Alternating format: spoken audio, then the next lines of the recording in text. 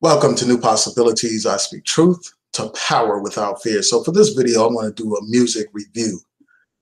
I bought the Nas album yesterday and I listened to it, and I just want to share my thoughts about this album. I'll give people a couple of minutes to tune in. I bought the Nas album yesterday and I listened to it, and I just want to share. I keep doing that. I got to make sure I turn down the volume before I get started. I see it's a couple of people tuning in. This is going to be a very short hangout. I just wanted to share my thoughts about this Nas album because this morning I was on YouTube and I saw this review that this guy Jordan Tower did. It really wasn't a review. He was just talking about Nas in general and just touching on the album. And he was talking about like what he thought about the album. And I just felt the need to do this video. It's more of like a response to what this guy was saying. And Jordan Tower is somebody that's in the music industry. He's like a video producer. He's done videos for rap artists. And he regularly talks about hip hop. He's this white guy, similar to Vlad TV, but he doesn't interview people. He just talks about the industry and stuff. And so he did this review of Nas's album, Nasir, and he basically said that it was subpar. You know, he criticized it. He thought that it wasn't on the level of what Nas usually does. He criticized Kanye West's production on the album, and he said that there was only one good track on that album, and that's the last song. And I'm going to talk about that. I'm going to go through Nas's album. I'm going to show you the songs on his album. I'm going to talk about some of the lyrics on his album because I'm really into lyrics. You know, I'm a real big hip hop person, as y'all know. People who are familiar with this channel, you know that I love hip hop. You know, I'm an old head, so I've seen hip hop evolve over the years. I've seen it from the very beginning, and I've seen it transition to the point where it's at right now. So if you can bear with me a second. Shout out to Big Game Orenthal James. Shout out to Water Sniper. Thanks for tuning in. And Big Game Orenthal James said Jordan Tower is a suspected white supremacist. I know that that's a phrase that that guy Tariq Nasheed uses. But I'm not going to call him a white supremacist, but I hear what you're saying. You know, I just see him as like another one of these culture vultures, you know, these other, another one of these white people like getting rich off of black culture and stuff like that, you know, by talking about it, by being a part of it. And I don't have a problem with white people being involved in hip hop. You know, there was white people involved in hip hop from the early beginning. When you go back to the Beastie Boys and many of the graphic artists, like the artists that did the, graffiti artists and stuff like that, many of them were white. There were white people involved in the hip hop culture from the beginning.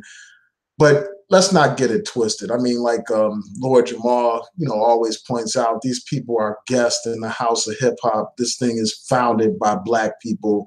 Black people run this stuff, at least in terms of the culture. Now you have, like, in terms of the corporate industry, you have a lot of these businesses owned by these white people. And in a lot of ways, they kind of direct and channel which way hip hop is going to go and what kind of messages get airplay and what kind of messages get a lot of marketing to our people and stuff like that. So they do have an influential impact on the culture, unfortunately. But I want to talk about this, man. When I heard this guy's review, I was like, did he listen to the same album that I listened to? And often when I hear white people criticize an album like this, I see that as a form of validation. Like if they are not feeling something, then he must be saying something that's on point. That's the way I see it, man. I think the opposite is true. If they say something is bad, then that means you got to check it out. That means it's probably something that's good, something with some deep messages in it. So that's how I look at it. And when you look at some of these lyrics that Nas drops in this album, you will agree that this album is not just some superficial album about, the typical things that rap artists talk about, but this album is one of substance. And Kanye West, despite my disagreements with him on politics and all that kind of stuff, this brother is on point when it comes to production. He's a musical genius when it comes to production. And what I'm going to do is get into this album. I want to show y'all a couple of the lyrics from some of the songs. I'm going to show you the list of songs and just talk about like which songs are my favorite. And I'll get to your comments in the chat room in a second. I want to thank y'all for tuning in. I'm gonna shout y'all out before I go on to get into this album review. Again, shout out to Water Snipers, shout out to Big Game Orenthal James, shout out to Razor, shout out to Sean, shout out to Def Rocker. Yeah, so let's get into it. Let me share my screen real quick.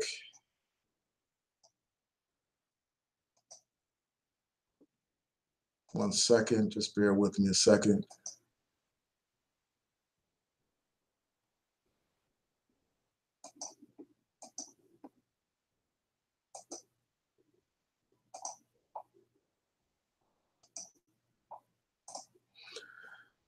Okay, so this is Nas's album right here. It's called Nasir. This came out like 6 years after Life is Good, which is a good album as well. This is the cover for the album right here. You know, this image right here with the young boys up against the wall. And here's the list of the songs on the album. You have Not for Radio, Cop Shot the Kid, White Label, Bonjour, Everything, Adam and Eve, and Simple Things. Now, this album is raw and uncut. I mean, it's like, it's straight up pure. You know, a lot of times you have these albums that are diluted. You have these albums with filler tracks on them, you know, albums with a whole bunch of songs where you got to skip over a whole bunch of songs to get to the songs that you like. This album is different. This album is an album that you can listen through from beginning to end over and over again, at least from my perspective. That's how I see this album. This is quality hip hop. This like gives me hope for this music. It gives me hope that, you know, hip hop is not dead. You know, years ago, Nas came out with an album called Hip Hop is Dead, and he came under a lot of fire for that, for basically declaring the truth, but for calling out the state of hip hop for what it was at that particular time, where you had all this garbage. And when you look at these young artists that are out, it's easy for someone to say, well, hip hop is definitely dead, man. When you see these artists running around with purses, dressing all effeminate, running around with skirts on and all that kind of stuff, it's easy for someone to say, well, this hip hop thing is definitely dead. But Nas gives me hope, man. There's a reason why Nas is mentioned among the top 5 MCs of all time, and arguably he is the greatest of all times when it comes to this hip hop thing. You know, he's probably one of the best MCs ever to pick up a mic. And this album is like a gem, man. This album is the truth. You know, this first song, Not for the Radio, you know, a powerful song. Just the title alone tells you that it's not some commercial song. You know, it's not a song that fits that commercial formula. You know, like they have these formulas for songs that are going to get a lot of airplay and all that kind of stuff. But I'm going to show y'all some of the lyrics. You know, he opens talking about black gods, black Egyptian gods and stuff, man. This brother is talking about, you know, Africa. He's talking about like the electoral process, corruption in politics in this song. And then it has this powerful chorus. And P. Diddy is on this song too. You know, Diddy's on this song, and he's like, and it kind of reminds me of that song, Hate Me Now, that Nas had years ago with Diddy. And also it reminds me of this song that Biggie did, where he's like, you know, where they talk about haters and stuff like that. So they take like little segments of those songs and they put it into this song and some of the quotes that Diddy recites during this song. You know, throughout the chorus, they're talking about like how these people, how the society fears black men. That's what they're talking about. You know, it keeps saying, I think they're scared of us. I think they're scared of us. Yeah, I think they're scared of us. Throughout the song, that's the chorus in the song. And it's a profound message. And then he talks about like all these different truths, talking about like Abe Lincoln didn't free the slaves. He talked about how SWAT was created to stop the Panthers. He talks about guns, you know, how they were created for murder enhancement. He even talked about Willie Lynch being a myth and J. Edgar Hoover. You gotta listen to this song, man. And there's one part that stands out in this song, you know, where Diddy is like making these closing remarks, where he says, that's why they're killing us and shooting us.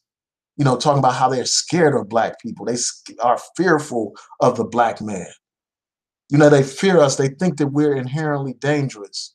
And then he goes on to say, you're lucky God made us compassionate and forgiving. And then he says, they're scared of us, Nas. We can see that bitch in your eyes. He's talking about the society, man. And he's talking about how lucky they are that black people don't go on a rampage. How they're lucky that black people have a forgiving heart. You all remember what happened to Walter Scott when that brother was gunned down and how his family responded to that situation.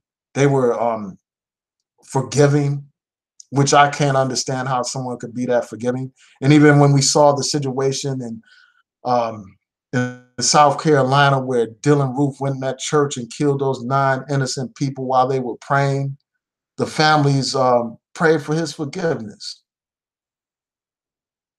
And I don't understand, again, how people could be so merciful. I don't understand how we as a people are so merciful and compassionate and forgiving. But this society, in the words of this song, they're lucky that that's how black people are. Because if we were to express the rage that we have every right to express, you know, the righteous indignation, if we were to express that, this society would be destroyed. And they know this. And that's probably why a lot of them fear us. So I'm going to go on to another one of his songs. You know, this other song, Cop Shot the Kid. And here are some of the lyrics from the song. I'll post a link to this article so y'all can read these lyrics for yourself. But this song uses a hook from Slick Rick's song where he, I think it's called A Child Story, that Slick Rick classic, and they use that hook and they repeat the phrase, the cop shot the kid. And, you know, this message is so timely right now when we see all these incidents of police brutality that continue to plague our community all these years after the Panthers, all these years after the Civil Rights Movement. And here we are today, a young brother, Antoine Rose, gunned down by these police. Every other day we hear about another one. And that's what this song is about. It's about police brutality, man, this problem that continues to plague our society, man. And this message is on point. You know, it's like this is what hip hop should be about, man. It should be about the real life conditions that our people face, man. It should address the real life problems that our people face in this society, man. You know, too often these people, all they focus on is material things, man. All they focus on is drugs, violence, you know, sexism, you know, misogyny and all that kind of stuff. That's what they focus on. You know, this song talks about like how a lot of this stuff, these incidents of police brutality are reminiscent to the time of Emmett Till, modern day lynchings. So yeah, I mean, and it has a catchy beat, man. Like all these, that's something that I have to talk about is like the production on this, you know, album. Kanye did a great job when it comes to production, man. You know, these beats are catchy. These beats are simplistic, though. You know, they're simplistic. It's like a minimalist type of approach that he used with this album. And I think that that makes it great. That makes it a standout album. You know, it kind of reminds me of Illmatic, even though it's not the same type of album as Illmatic. Like Illmatic had only a few tracks on it, but each one of those tracks was full of substance, full of colorful lyrics. And that's what this album is like, man. It's no fillers on this album. It's straight raw, man. You know, like, you know how people with drugs, like they'll dilute a drug by putting in all this other stuff like, you know, baking soda or, you know, flour, sugar, you know, or even something like rat poison or something like that. This is straight raw, man. This is straight up hip hop, man. And this is what hip hop should be about, you know, messages. So that's that song, The Cop Shot the Kid.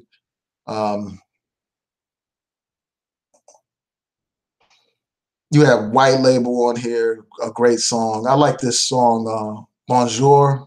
You know, that's a great little catchy fly song, you know, with, you know, like that player type song, you know, with the catchy, laid back beat and cool chorus, man. That's a cool song, man. I like vibing to that. That's the perfect song to chill with while you're driving in your car. Now, this song right here, Everything, is just what it says, everything, man. This song is like the center of this album from my perspective. It's like the sun, and all the other songs rotate around it, because this song right here is a masterpiece. And I just want to tell y'all like how I first heard this song. Like I was on my way to the train station. You know, I had a trip that I had to make to DC with some colleagues and stuff. We had a meeting scheduled for DC.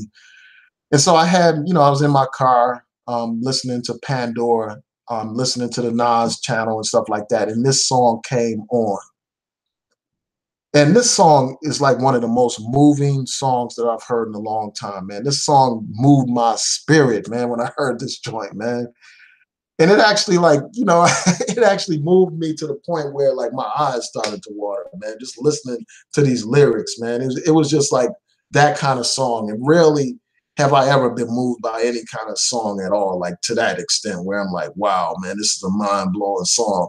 I mean, there's only a few songs like that. Like one of them that stands out is that song by Common on his One Day It'll Make Sense album. He has a song with Lauryn Hill called Retrospective for Life. Deep song, man, real deep song about, you know, just the value in human life and about like unplanned pregnancies and all that kind of stuff. A deep song. This song right here, this Everything song, really touched me, man. And it's like part of it is the lyrics, and then also the delivery, man. Like it starts off with a chorus featuring Kanye West and The Dream. And Kanye West, this brother, he's like singing his heart out, man. You could tell that he's feeling these lyrics that he's singing, man. Yeah, man, let me just go over some of the things that he's saying in this song, man. It's like, basically he's talking about like not allowing people to make you feel less than, or to move you to the point where you're broken down and you start crying and stuff like that. You know, so he's talking about like, you know, let me just read a couple of things from here. He talks about how, see, because you've never been the same as anyone else. Don't think the same as everyone else. And then he goes on to talk about how, and this is the catchy chorus right here where he says, if I had everything, everything, I could change anything. If I change anything, I mean anything, I would change everything. You know, and then he just repeats that lyric, and you got to hear the way he sings it, man. It's like an optimism. Like it's an idea that you have the capability to change your environment and deal with the reality that you're facing. And you know, and this one right here where The Dream and Kanye are singing, he's like, dark boy, don't you cry. There's too much life left in those eyes. Like, don't let this world just break you apart, man. And you know, I'm gonna get to some of Nas's lyrics, like when he comes in. So it's like a 2-minute section where you have Kanye West and The Dream just singing this very soulful music over this powerful production from Kanye West. It's really moving. You really got to hear it for yourself. What I'll do is I'll post a link to this song in the description box once I get a chance to. But yeah, this is what I love about hip hop. This is like reminds me of hip hop at its essence.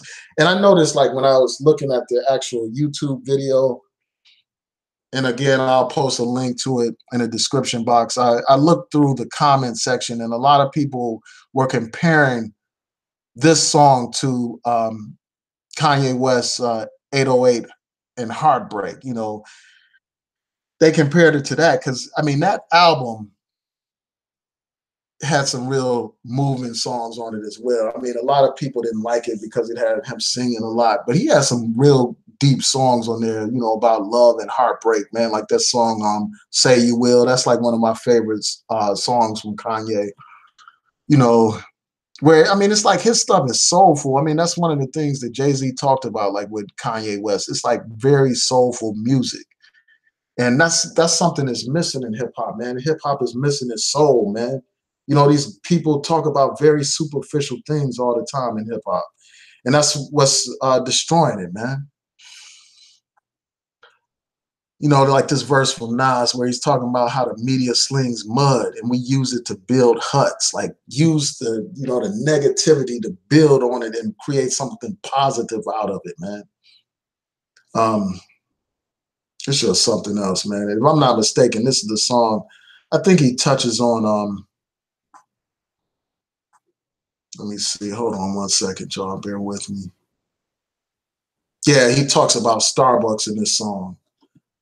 You know, he talks about, like he said, if Starbucks was bought by Nestle, please don't arrest me. I need to use your restroom. And I ain't buying no espresso. And then he goes on and on. I mean, he's touching on that whole situation, man. He talks about the boycott of the buses and all that stuff. I mean, this is very timely. I mean, we know what happened with Starbucks, where those brothers were arrested simply for waiting while black in a Starbucks restaurant. Not too many rap artists are talking about this kind of stuff, man. These rap artists are caught into a lot of negativity, most of them. So let me go through this a little bit more. Yeah, but y'all got to hear it for yourself. And then he talks about Pan-Africanism in here. Deep. He touches on these different things. So I'm not going to go through all of it. But yeah, that's like the gem of this album. You know, it's like one of my favorite track on this album. And, you know, I just had to talk about this because it's rare that you'll find an album like this. You know, something is like socially aware, but yet, you know, melodic and, you know, captivating in terms of the sound of it. This is a great album, man.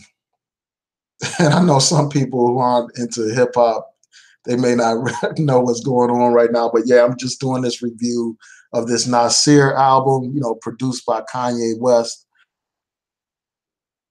And yeah, I mean, I'm gonna say this again, like, even though I disagree with Kanye West and his politics, you know, his support of Donald Trump, his ridiculous and retarded statements about slavery and stuff like that, I still recognize his ability as an artist, like as a, you know, as a producer in particular. I think he's one of the greatest producers that hip hop has ever had. You know, he's done something different with this art, like just the way he's produced this album.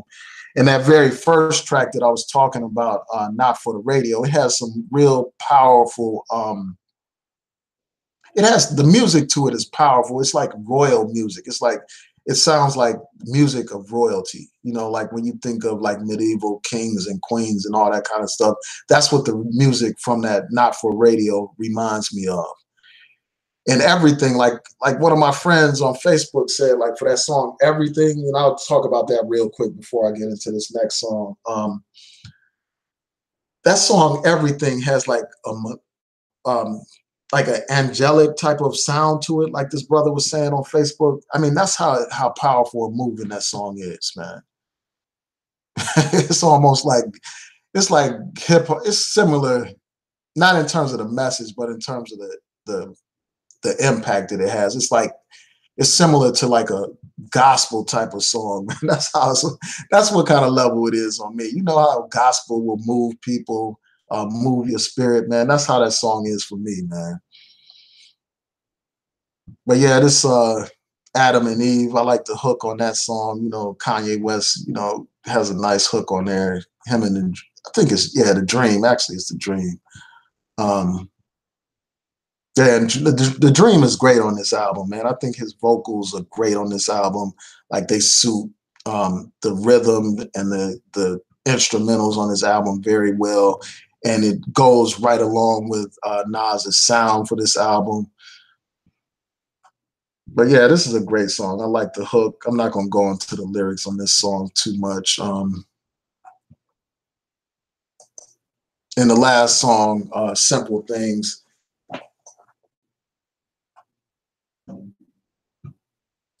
yeah, the thing I like about this, I think this is the one where he's talking about like just going back to basics. Like he's going, you know, he talks about how, you know, he's used to the fancy things and stuff like that, but he wants to go back to the basics so he can remember his foundation. Like he talks about how he used to like Lamborghinis and Maybachs and all that kind of stuff, but he gets in a regular yellow cab and stuff like that to remember his roots and stuff like that, remember his foundation. And he talks about like how he's came from, you know, humble beginnings and all that kind of stuff. Yeah, man.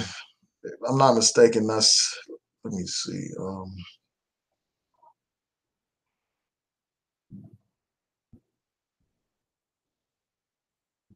Hold on 1 second.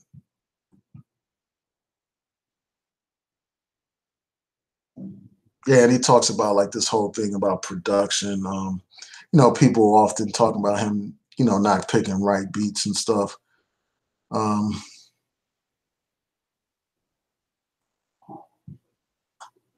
but yeah, I just wanted to chop it up with y'all for a second, just tell y'all what I thought about this album. It's a great album. You know, I encourage y'all to, you know, people that are into hip hop, like if you really like hip hop, you know, I know some of y'all are not into hip hop and stuff, but for those who are, this is a great album. You know, I highly recommend it.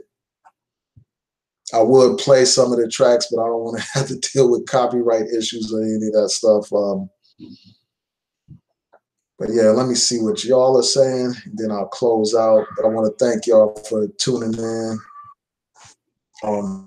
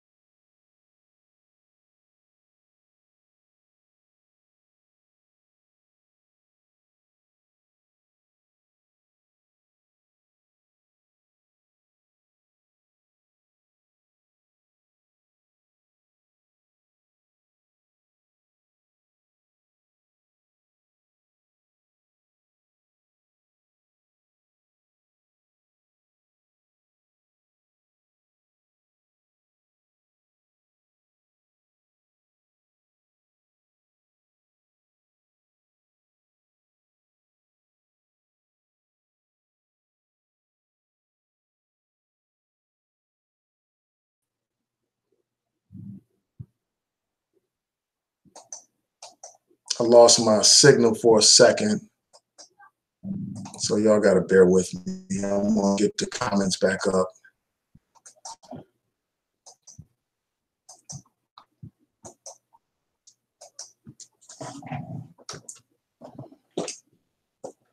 I'm going to close this out in a second. Just bear with me.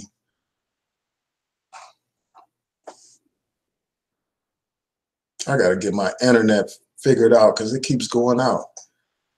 All right, so let me go through your comments before this goes out. Shout out to everybody in the chat room.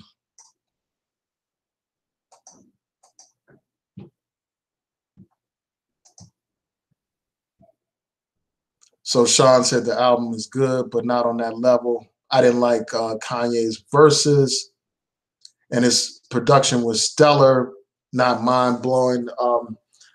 Yeah, I mean, I guess we respectfully disagree, man. I think this is like a standout album, man. I like how it was, you know, it only had a few tracks on it, and each track was a quality track. Um, yeah, so I like it, man. It's a great album. I highly recommend it for people who are into hip hop. Um, but you said you still have it all morning. You know, this morning I took my daughter and I was playing it on the way there and on the way back, and then we went, you know, to a few other places, and I've been playing it. It's a great song, you know, great album. I like you know, I like just about every track on it. All right, let's see. Big Game said you shouldn't take white seriously when discussing hip hop. Yeah, I agree with that. I think a lot of times these people that, you know, like people like this Jordan Tower guy, I think that, you know, they're used to like this street hip hop. That's what they want to see. You know, they want to see or hear hip hop that's talking about street life and gangsterism and, you know, guns and violence and rah rah rah and all that kind of stuff. That's what they want to hear. So when they hear something that's talking about politics or something that's talking about something profound, all of a sudden they got all this stuff to say about it. Just like that guy Vlad TV, he's always criticizing Nas, talking about Nas doesn't pick the best beats and Nas is not, better than Jay-Z and all that kind of stuff. He said that the Takeover was better than Ether. I mean, come on, son. I mean, these people, they don't get it, man. And for me, like the fact that this guy Jordan Towers is not praising this album, tells me that Nas is saying some real stuff, man. It's telling me that's a good album. That's something we need to check out, man. That's how I view these people when they come out with stuff like that, man. But yeah, it just stunned me that he was saying that. And if you go to his comment section, you will see all these people commenting saying, "Man, come on, man, you're wrong." Everybody's saying, "Well, this is a great album and this and that, man." But he said Pusha T's album is good. I haven't heard Pusha T's album yet. I heard his diss tracks and all that stuff, but I haven't heard his actual album. Like, how many of y'all have heard Pusha T's album? And what do you think about that? Like, how would you compare that to Nas's album? Yeah, so hold on one second. So Razor said, and that's all I want from Kanye, beats and more beats, especially tunes with different rappers. Yeah. I mean, I like his beats, man. That's all I mean, I like his raps too, but not as much as I like his beats, man. I think his beats are incredible. His production is awesome. And I think that that's his lane. That's where he belongs, man. Producing beats for artists. Like, that's his lane. So let's see. Yeah, that's what they said in that article, 6 years. I'm going to have to look at the actual dates. They actually said it was 6 years since that Life is Good album. Man, that seems like a long time. I can't believe it's been that long, but I'm going to have to check it out. Yeah, let me go back to this article.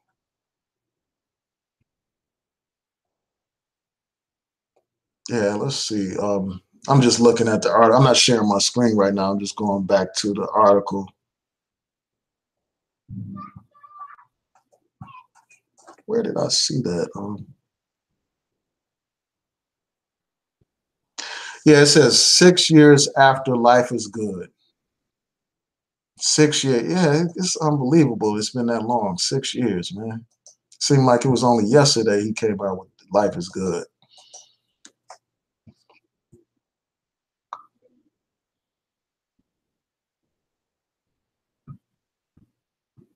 And Big Game said just by the title "Cop Shot the Kid" tells me why Jordan Towers didn't like it.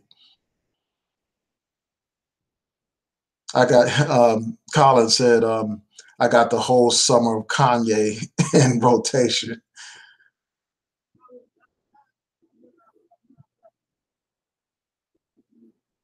And Water Sniper says something similar by the title of those songs. I see why Jordan Tower didn't like it. Def Rocker said that Nas is a great storyteller next to Slick Rick. Yeah, Slick Rick is like he's a legend, man. He used to tell some funny stories. Like even that Lottie Dottie song way back in the day, man. I don't know how many of y'all.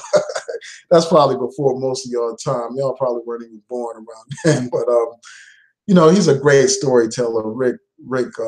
Slick Rick is a great storyteller, man, and Nas is too. Nas has some powerful stories, man. I like that I Gave You Power song. That's like one of the most creative rap stories I've ever heard before. Sean said Ghostface is a better storyteller than Nas. Now, Ghostface is like one of the most underrated MCs ever. Like, he's a great storyteller. He has a great flow. He's funny. He can make you go through all the different emotions. Like, he is a great storyteller. That's a close one. I can't say, that he's better than Nas because Nas is one of the greatest, but he's up there.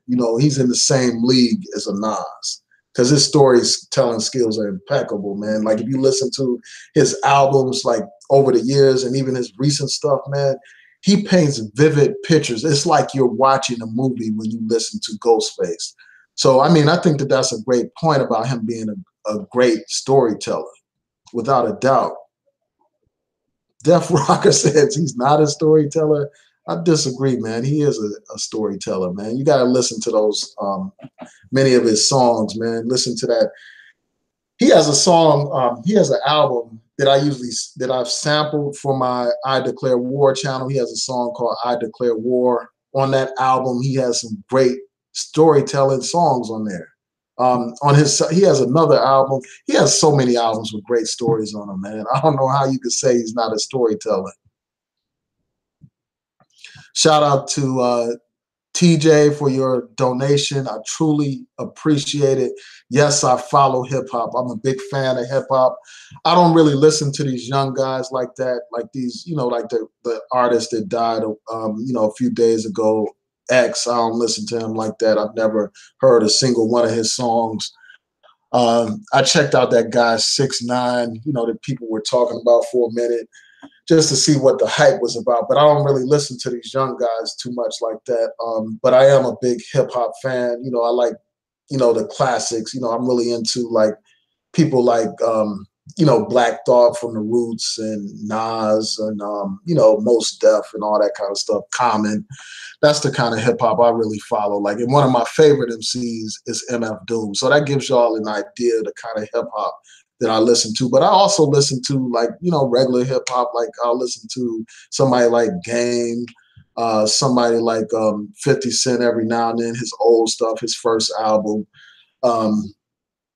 And, even some of that West Coast stuff, Dr. Dre, the Chronic and all that kind of stuff. I'll listen to that. I mean, even though it's like some negativity in a lot of that music. But yeah, I'm a big hip hop fan, man. I listen to it all.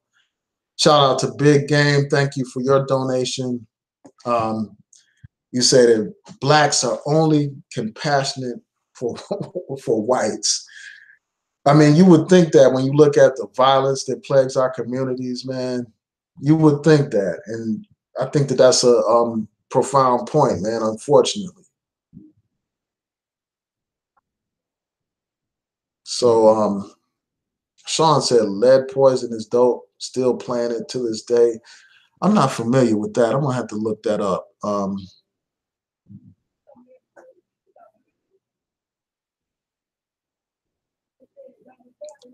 So Sean said Pusha's good at making clever drug raps. Yeah, man. The only Pusha stuff I listened to was when he was with the Clips, like that first album. Like, that's the only standout piece that I've heard. And then, like, I've heard his little appearances on some of Kanye's stuff, like that song. I can't even remember the name of it, but the song where he's talking about like basically shouting out the assholes and stuff like that. I don't remember the name of it, but somebody will let me know.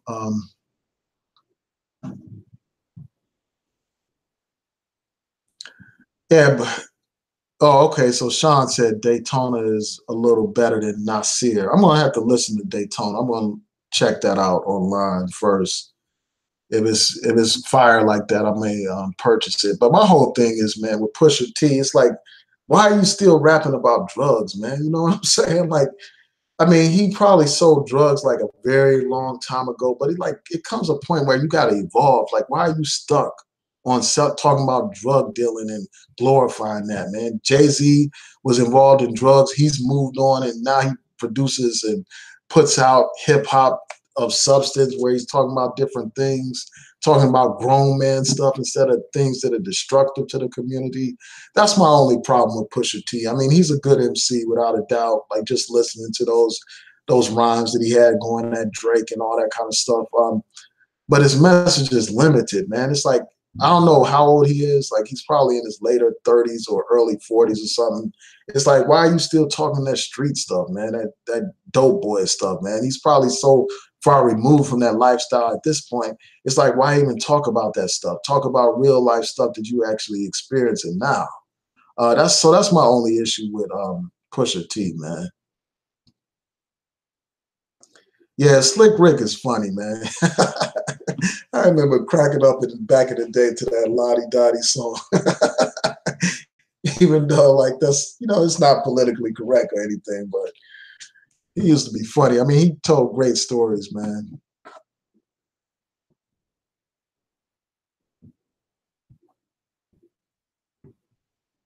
Yeah, Kanye. Yeah, I agree, Psycho. He should have stuck to producing, man. I mean, even I mean, I kind of agree. I agree with that, like in the sense that his production is better than his raps. But if he stuck to production, he wouldn't be a superstar like he is right now, man. Because he decided to rap and stuff like that, he really exploded as a rap artist and as a, just as a star, period. He would have been stuck, being behind the scenes producing beats for the greats instead of being great himself. So I think that it's good on his part to have gone out and become a rapper. But I do believe that his production skills are better than his rap skills.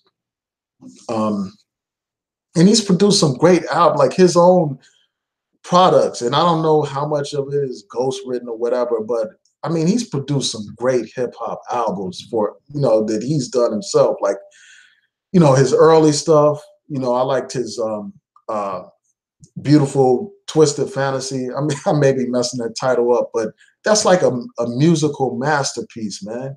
So, I mean, he's a great artist, man, despite his crazy coonish type politics and all that stuff. But yeah, I feel you though. I think that that is his gift, production. Um,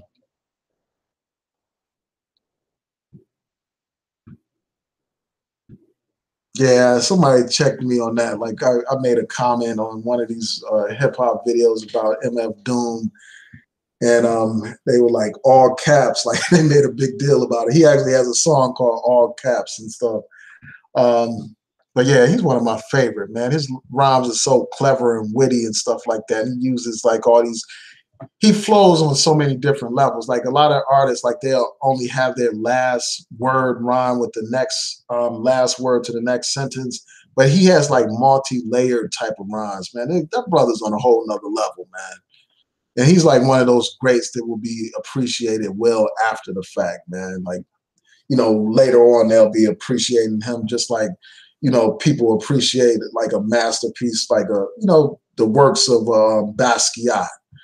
You know, they'll be looking at, studying this stuff. Like I was watching this one video where this person was breaking down like how many syllables in his lyrics were rhyming with each different line. And it was like a mathematical type of formula. I mean, that's just how deep that brother is when it comes to the rhyming and stuff, man. Yeah, so somebody said, they talked about who he was before, who MF Doom was before, like he was a part of this group. And he actually did a rhyme with those guys from that white group? Third Base. I think it's Third Base is the name of that white group or whatever. But yeah, he grew up, man. His stuff is on a whole nother level now.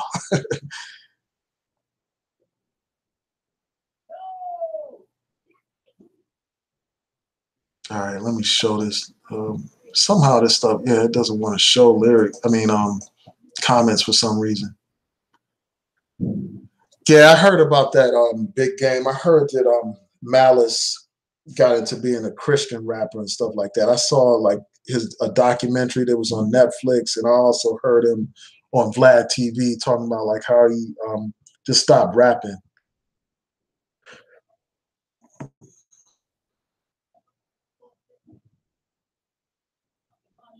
Yeah, Kanye would have had the same level of attention.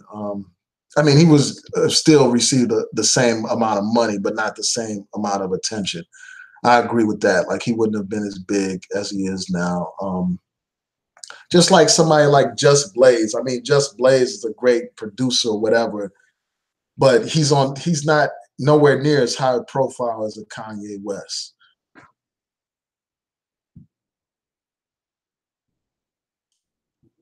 So Sean said that Pusha T just cares about his own demographic, nothing else.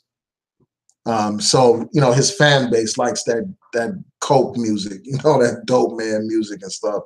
So he just stays with that and just rolls with that. I mean, there are plenty of artists that do that as well, like a Cameron and you know all these other people. And I listen to, like, you know, I'm not going to just I don't just listen to like the conscious hip hop or you know the political stuff. I listen to that street hip hop too, and I don't have any problem with people having that every now and then. But the problem with hip hop today is that that's the dominant voice of hip hop. That's the problem.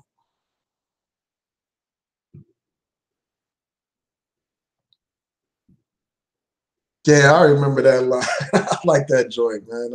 Psycho, you know, I like those words. I think that's Ghostface. Like, I think that's Ghostface. That you're citing. But I remember those lyrics. Oh yeah, I heard about that too. Def Rocker, like MF Doom, since he wears the mask, like sometimes he wouldn't want to perform, and he'll have some fake person out there pretending to be him. I mean, that's probably so cool to like because his identity is tied to his mask. He probably can walk around regular people and nobody would recognize him and stuff like that. So I kind of feel, I mean, it's like I like that guy, MF Doom, man. I like his whole style, man. You know, like his whole standoffish thing with the mask, you know, and stuff like that. Uh, I like that, man. But he's like one of the most underrated MCs ever, man. Yeah, so Psycho said, yeah, Just Blaze needs to get his profile up. Maybe he needs to go dancing on all the videos like Puffy or something. Yeah, that reminds me of when Suge Knight went to the Source Awards and he said if you want to go with a label where the producer's not all up in the videos, come to Death Row. Um, but yeah, let me see. Yeah, I'm about to close this out. I gotta take these clothes out the laundry real quick. Oh yeah, yeah. You said that was the Fourth Chamber Jizza album. Yeah, that was Ghostface. Yeah, man, Ghostface is the man. He's so underrated, man. I love that. I love his lyrics. I like his style, man. And the other day I was watching this video. I think it was Lord Jamal, and they were talking about like the greatest. Was it Lord Jamal? No, no, it wasn't Lord Jamal. It was Vlad TV, and he was talking to this guy about who's the greatest hip hop group. And this guy, you know, they were talking about NWA possibly being the greatest. And I gotta say, hell no to that. Man. There's no other group messing with Wu Tang. Like Wu Tang has so many high top tier MCs in that group. No other group is messing with them, man. No other group has that many hit artists that have come from that group. No other group has that many great lyricists in them. No other group has a producer like a RZA, man. Is a hell of a producer, man. So, you know, in terms of the greatest hip hop group of all times, that would have to be Wu Tang, man. It's too much talent in that group. No other group has anywhere near that kind of level of talent in it. But anyway, man, I don't want to keep y'all too long. I want to thank y'all for checking out this Google Hangout. And, you know, I will probably be back up later on tonight. I have something that I want to talk to y'all about. Kind of deals with relationships. So I want to hear y'all perspective on this particular topic. And also probably on my I Declare War channel, I'm probably going to do a response to O'Shea's group of people. They're doing a Google Hangout tonight about Black Trump supporters and whether or not they're sellouts. So I'm going to listen to that, and I may do a response on my I Declare War channel. So y'all look out for that.